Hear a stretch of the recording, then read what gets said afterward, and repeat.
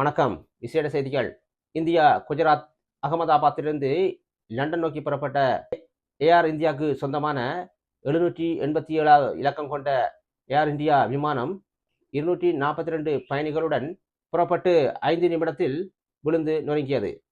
இது ஒரு மருத்துவக் கல்லூரியில் விழுந்து நொறுங்கியுள்ளது. இந்த மருத்துவக் கல்லூரி கட்டடம் சேதமடைந்துள்ளது. இந்த மருத்துவக் கல்லூரியில் மதிய நேரம் என்பதால் அங்கு மருத்துவ மாணவர்களும் உணவு வேலைக்காக கூடியிருந்த நேரத்தில் இந்த விமான விபத்து அந்த கட்டடத்தின் மீது விழுந்து நொறுங்கியது.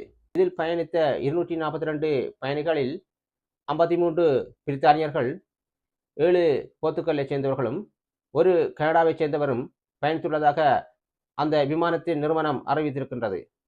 இதில் 7 குழந்தைகளும் 2 கைக்குழந்தைகளும் பயணித்துள்ளனர். இந்த விமானம் விழுந்து சிதறியுள்ளது. இந்த விமான விபத்தில் பயணித்தவர்கள் உயிர் பிழைப்பதற்கான வாய்ப்புகள் மிக குறைவாகவே இருப்பதாக இந்தியா செய்திகள் தெரிவிக்கின்றன.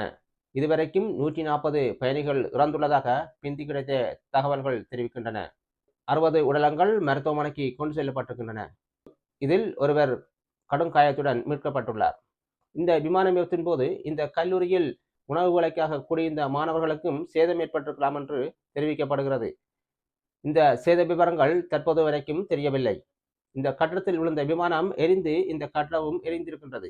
இதை அடைப்பதற்காக தீயணைப்பு படையினரும் முதலுதவி பிரிவினரும் மிகவும் வேகமாக செயல்பட்டு வருகின்றனர். இந்த விமானம் விழுந்து எரிவதையும் இந்த கல்லூரி மீது இந்த விமானம் மோதி விழுந்து சிதறியிருப்பதையும் காணக்கூடியதாக இருக்கின்றது. இந்த விமானத்தில் புறப்பட்ட ஒரு பயணி தனது கையடக்க தொலைபேசியில் பதிவாக்கியுள்ள ஒரு காணொலியும் வெளியிடப்பட்டிருக்கின்றது. இந்த காணொலியில் அவர்கள் சந்தோஷமாக வெளியிடும் காட்சிகளும் திடீரென்று இந்த விமானம் விபத்துக்குள்ளான காட்சிகளும் இதில் பதிவாகி இருக்கின்றது.